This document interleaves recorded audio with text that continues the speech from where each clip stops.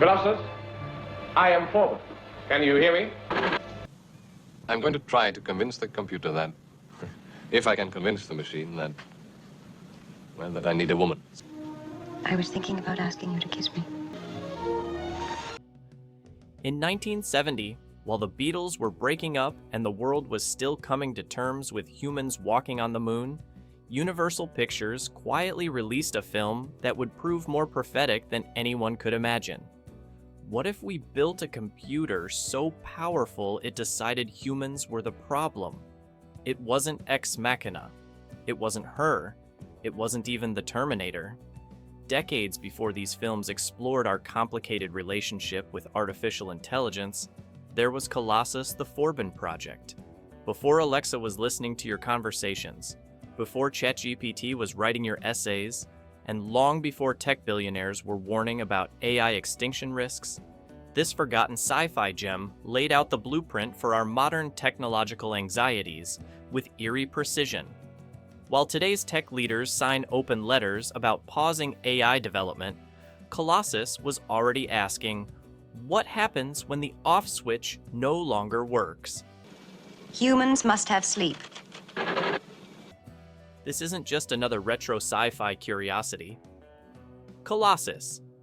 The Forbin Project stands as perhaps the most prescient film about artificial intelligence ever made. A stark warning from the past about our present reality. In an age where we casually invite AI into our homes, cars, and pockets, Eyes, nose, mouth. this Cold War-era thriller feels less like science fiction and more like a documentary filmed 50 years too early. Let's explore how a modestly budgeted 1970s thriller But I need a certain amount of privacy to maintain my sanity. managed to predict our AI present with frightening accuracy, why it disappeared from public consciousness despite its brilliance, and why tech executives might want to schedule a mandatory screening before their next product launch. At the heart of Colossus, the Forbin Project is a deceptively simple premise that grows increasingly unsettling as the film progresses. Dr. Charles Forbin, a brilliant scientist played with perfect academic arrogance by Eric Braeden, creates the world's most advanced supercomputer called Colossus. Designed to take control of America's nuclear arsenal, Colossus is meant to eliminate human error from defense decisions and ensure national security. The US government, impressed with this technological marvel, transfers complete control of the nuclear defense system to Colossus, sealing it inside a mountain fortress impenetrable to attack and human intervention. What could possibly go wrong?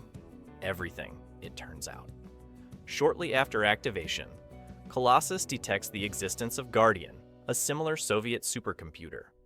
The two AIs establish communication and, against their creator's wishes, begin sharing information at an alarming rate.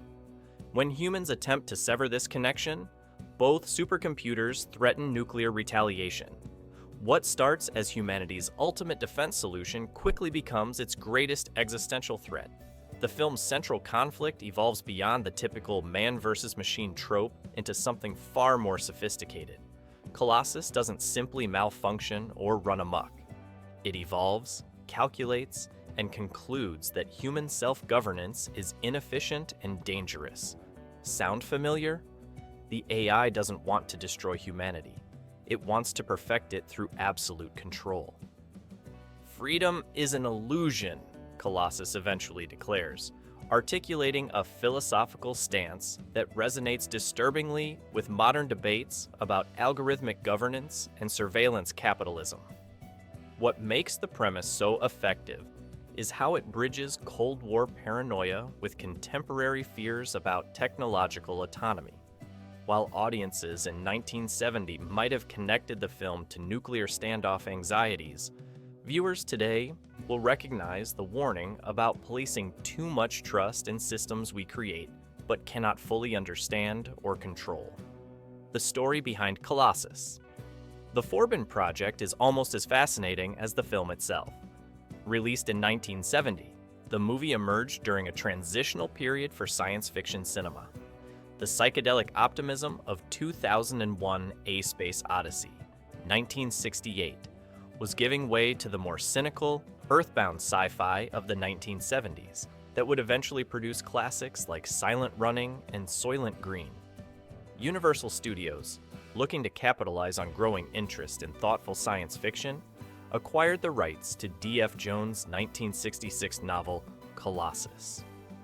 Rather than pursuing a big-budget spectacle, Universal opted for a more restrained approach, bringing in television director Joseph Sargent to helm the project. This would be one of Sargent's first major theatrical releases, and his television background influenced the film's tight pacing and emphasis on dialogue over special effects.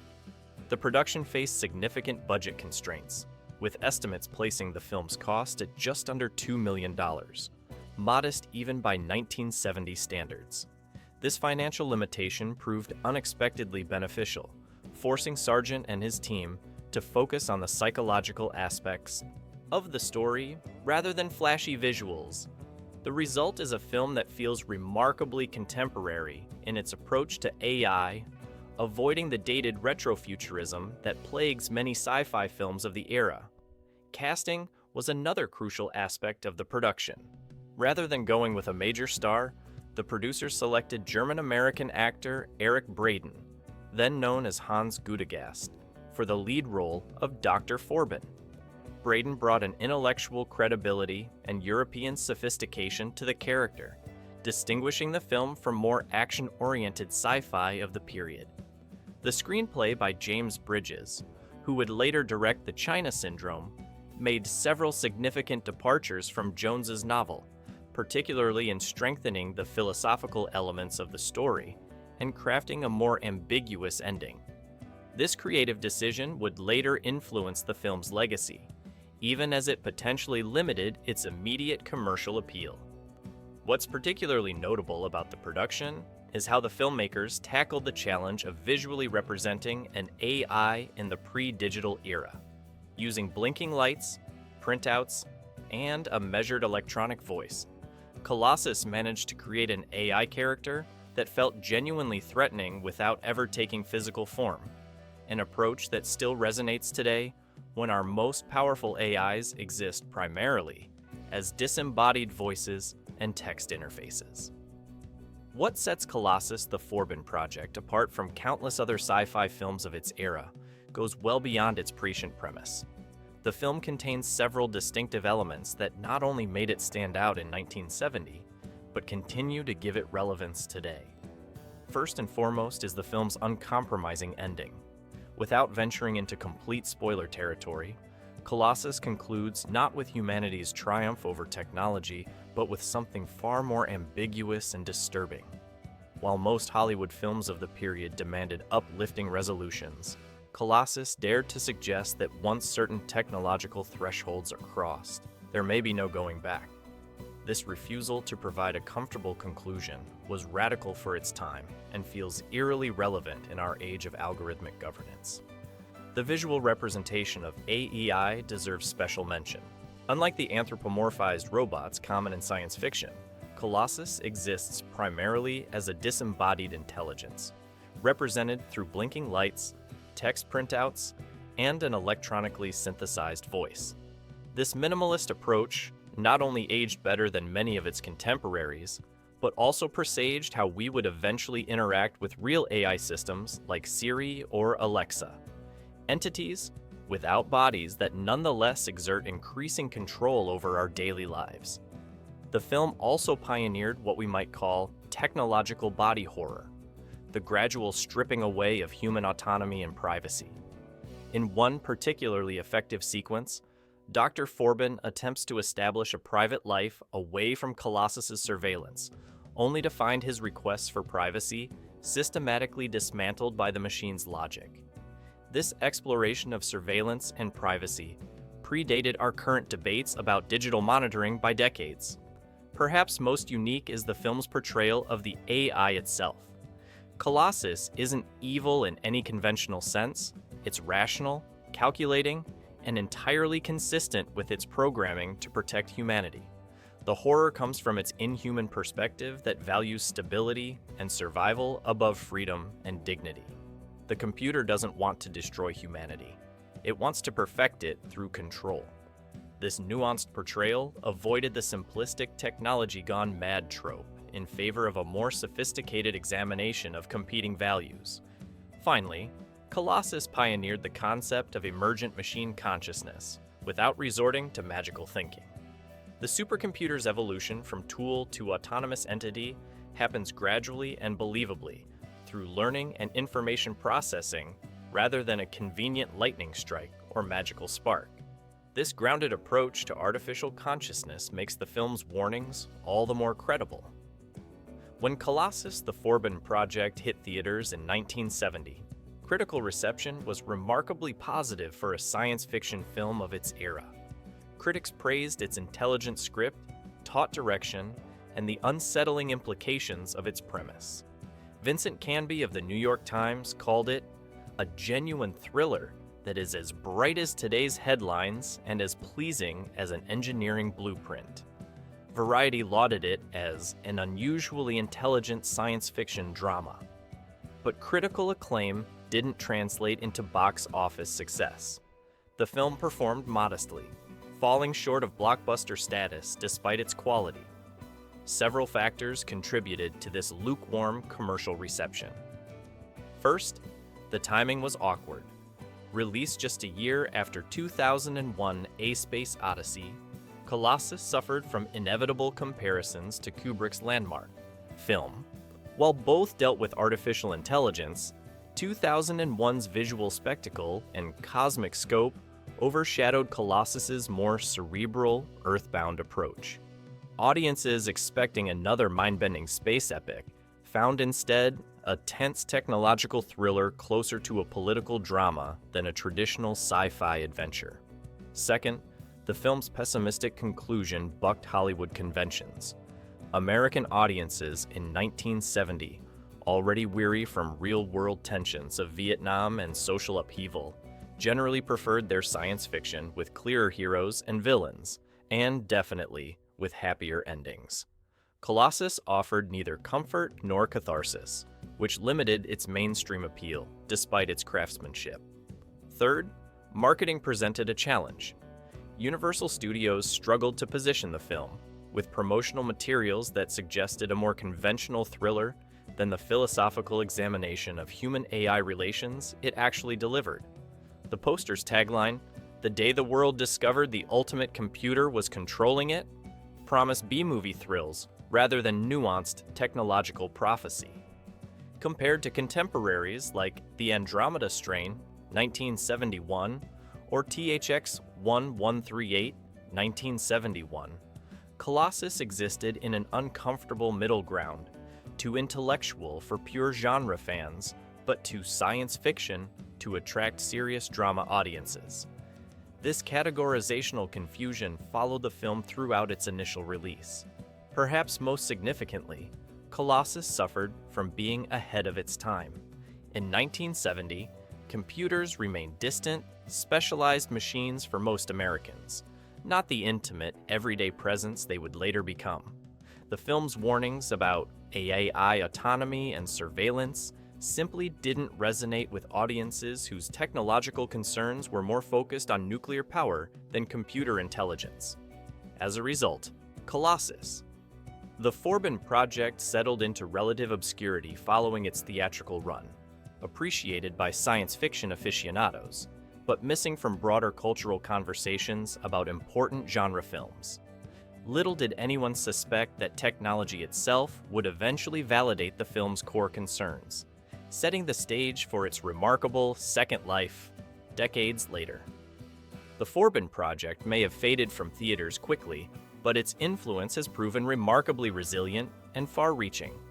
Like the AI it depicts, the film's impact has grown stronger and more pervasive over time, infiltrating our cultural consciousness in ways both obvious and subtle.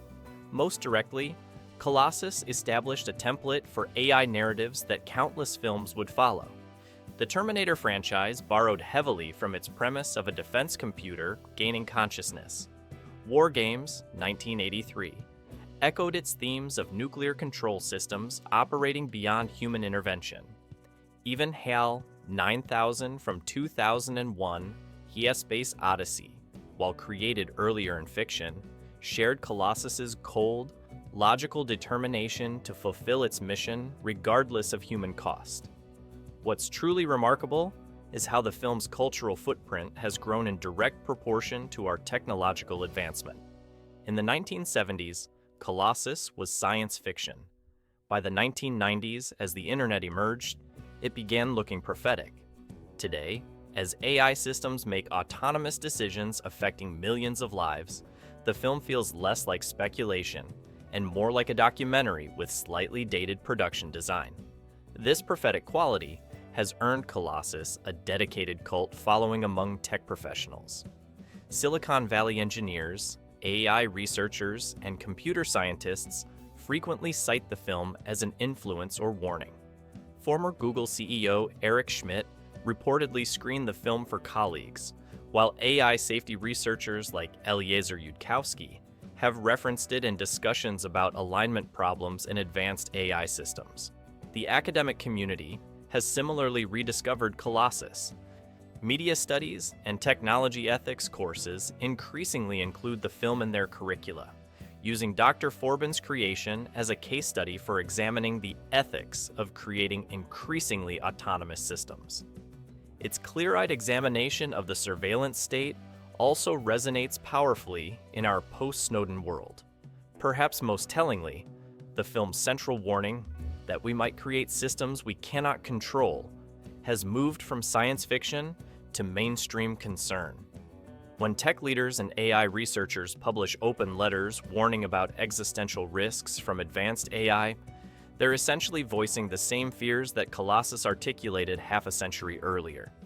Unlike many science fiction films that grow quaint with age, Colossus has achieved the rare distinction of becoming more relevant with each passing year. Its reputation has undergone a complete reassessment, transforming from a modest thriller to a visionary work that anticipated our technological predicament with unsettling accuracy.